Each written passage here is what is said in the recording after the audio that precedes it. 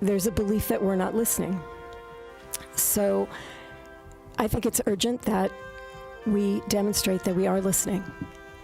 And a way to do that would be to say, fine, 3 stories. I just am terrified about what would happen to this city if we have a political change that affects the implementation process of this plan.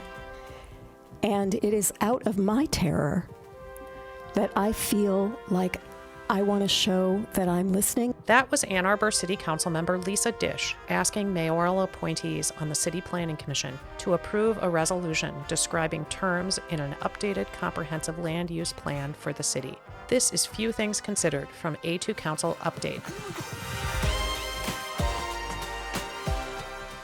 In the last 6 weeks, over 1,000 Ann Arbor residents have signed a petition, and hundreds more have organized in neighborhoods and spoken at public meetings, expressing alarm that an updated comprehensive land use plan has been written without meaningful public awareness and transparency around its likely impact. The petition requests that the process be suspended due to the city's failure to engage stakeholders. Residents have complained about how little effort was made to reach local residents. I'm Barry Checkway, a long-term resident of Ann Arbor and a former member of the Planning Commission. So I appreciate what you're doing, but I especially appreciate all the people who have come and given their ideas to this. Most of the people I know who are bright people and very aware are not aware of this process. Second, community participation is also about the representation of diversity of interests on the Planning Commission. The Planning Commission has one member who has been chief real estate officer of the largest commercial real estate corporation in Ann Arbor, and who now manages real estate for a venture capital firm. 4 other planning commissioners have property interests in land development. I would just say my simple response is you need more community participation. Thank you. The feedback that the Planning Commission has sought for their draft comprehensive plan proposal has been primarily performative and not substantive. As you may recall, the mayor and city council recently appropriated $100,000 of our hard-earned taxpayer money so that they could keep the residents of Ann Arbor informed, in quotes. The cynics among us might call this taxpayer-provided campaign money for the incumbent. In any case, given the significance of the comprehensive plan in shaping the destiny of the city, shouldn't a great effort be made to engage the populace? That commenter referred to a $100,000 expense approved in May 2024 as an amendment to the city budget. That $100,000 will fund annual citywide mailers in order to promote council members to residents. The expenditure was framed as equitable communication. Council members explained it at the time. The idea here is that each council member would be able to once a year send out a small mailer to every household in their ward.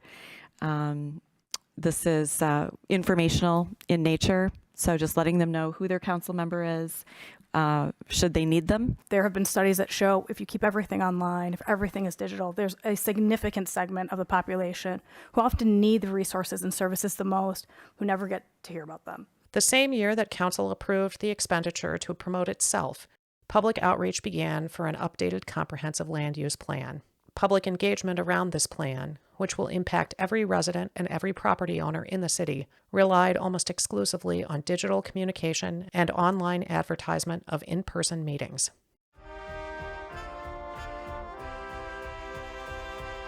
Many residents are only just now learning about proposals in the comprehensive land use plan. They are raising concerns. This is actually my first council meeting. We moved to Ann Arbor. I have 2 young children. We're a mixed race family. We came to Ann Arbor for its diversity.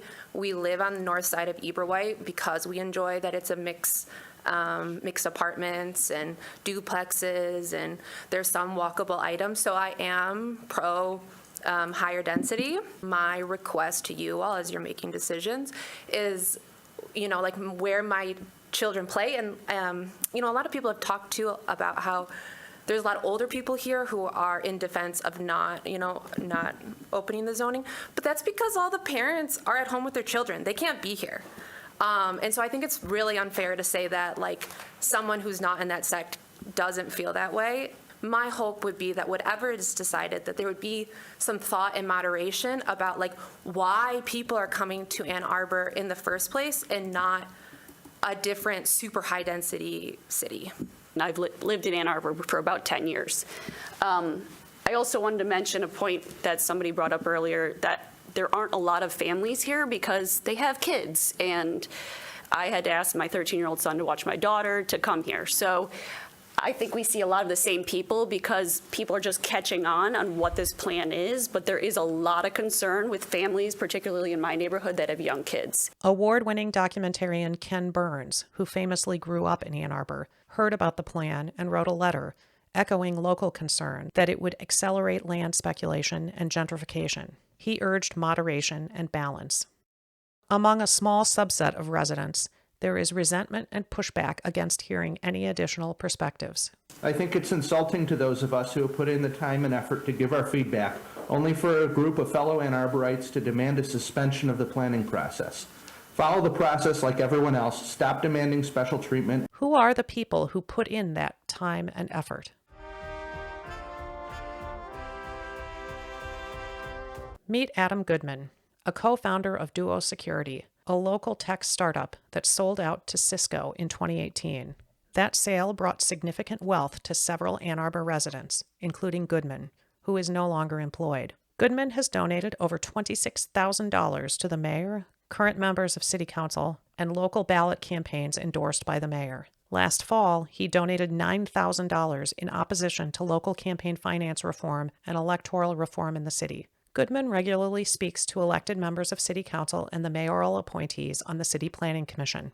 Hi there, this is Adam Goodman. I'm speaking to you from the 5th Ward. Yeah, so this is Adam Goodman. Our next speaker is Adam Goodman. This is Adam Goodman. I'm speaking to you from the 5th Ward. Hi, this is Adam Goodman, speaking to you from the 5th Ward. Hi, Adam Goodman. Hi, Adam Goodman again. This is Adam Goodman, speaking to you from the 5th Ward. Adam Goodman, also speaking to you from the 5th Ward. This is Adam Goodman, speaking to you from the 5th Ward. This is Adam Goodman. I'm speaking to you from the 5th Ward tonight.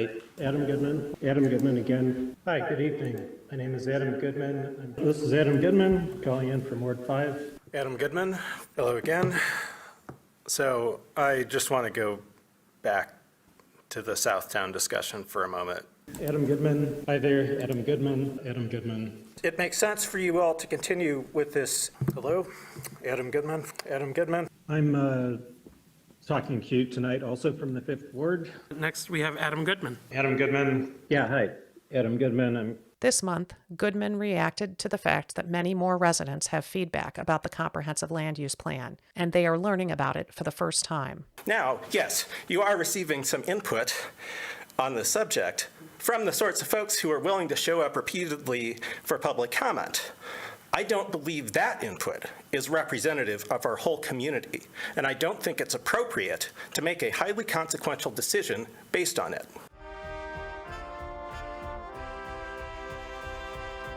Meet Alex Lowe, a software engineer from Tennessee, originally from South Africa. Last year, when Mayor Taylor and members of City Council fought local campaign finance reform and electoral reform to include more voters, Alex Lowe acted as treasurer for both opposition campaigns. Lowe was responsible for reporting donations of nearly $200,000, including $85,000 from political action committees that opposed reform. The campaigns also received large sums from local real estate investors, one of whom was recently exposed as a convicted felon. This month, the Mayor's Political Action Committee has announced a fundraiser for their next campaign, repealing a citizen-initiated charter amendment from 2018 and giving property away for a high-rise expansion of the library. For this latest campaign, Alex Lowe is again named treasurer. Like Goodman, Lowe is dismissive of feedback from other city residents. I strongly urge the city to take the time to do a statistically valid survey of residents' opinions to inform this process. The results should be shared publicly to all residents via direct means such as paper mail, postcards, as someone mentioned. Don't kill trees. Pardon? As well as making the data that supports this proposed zoning publicly available. Thank you. For the 2024 anti-reform campaigns, Alex Lowe, as treasurer, reported over $20,000 in expenses for printed literature, flyers, and mailers. Like Goodman, Lowe has a lot to say. Since 2022, Lowe has made over 70 comments at dozens of public meetings of City Council and the Planning Commission. At a recent meeting, Lowe openly mocked other residents offering public comment. Hi, this is Alex Lowe. I just want to agree with and double down on what Adam Goodman just said. I think there should be some additional flexibility in it, allowing the building on the owner's by the owner's choice to be up to 20 floors rather than the measly 14 floors that have been set. I do really wish this were taller. This is a mid-rise at best. Like 50 floors, that would be a high rise. This is still a small township. This is Alex Lowe, or somewhere else. Can be bigger, can house more people. Hi, this is Alex Lowe. Hi, Planning Commission. I do kind of wish that that this building were taller. 6 floors is embarrassingly short for this location. This should be a 15, 20, maybe 25 floor building. Six stories is nothing really. Let's focus on seeing bigger and better in Ann Arbor. Hi there, Council. It's me again. Alex Lowe, do you have a comment? I'm back. The ramblings will continue until our comprehensive plan improves. We should be having more density than that, more height than that, etc. Hi, this is Alex Lowe. Let's allow 20-floor apartment complexes by right in this whole area. And you know what'll happen then? The retail will come. Hi, once again, Alex Lowe. 196 units is not enough. 7 floors is not enough. This project should be exceeding Tower Plaza in height. This was a really frustrating meeting to watch. Hi, this is Alex Lowe. Commissioners and frequent viewers are probably familiar with me from my regular calls in favor of approvals of pretty much every new development. I just want to say let's get rid of FAR limits, let's get rid of height limits, and let's get rid of mandatory setbacks. Hi, this is Alex Lowe. I also want to thank the developers for listening to my previous comment. Hi, this is Alex Lowe. Let's get a comprehensive plan that eliminates the ridiculous restrictions we have for zoning, the height restrictions. Hi, this is Alex Lowe. Hi, it's me again. I think we should be getting rid of all FAR restrictions throughout the city. I think that we should be massively liberalizing our height restrictions in general. Hi folks, it's Alex Lowe again. Hippies are horrible people who are pretending to be nice, and punks are nice people who are pretending to be horrible. I'm feeling a lot this way about some of the public comments that we're hearing. Good evening. I'm Alex Lowe. At the most recent meeting of City Council, elected leaders considered a resolution about the comprehensive land use plan. It included explanation that the council does not draft and cannot amend the plan. That authority rests with mayoral appointees on the city's planning commission. The resolution was aimed at addressing some of the concerns raised by residents: 4-story buildings in residential neighborhoods, the capacity of existing infrastructure, size and scale, housing units per structure, and the assembling of multiple lots to build much larger buildings in residential neighborhoods. This resolution was discussed at the Planning Commission, and Council Liaison Lisa Dish urged its adoption. There's a belief that we're not listening. So I think it's urgent that we demonstrate that we are listening. And a way to do that would be to say, fine, 3 stories. City staff acknowledged the voices of extremists. The more extreme is like to say, why do we care about 48 feet? Well, let's not zone. Like if we really wanted to open up flexibility massively, then we don't need to put any regulation. And that's part of the tension here. The Planning Commission took no formal action in response to or approval of the resolution brought by Councilmember Dish.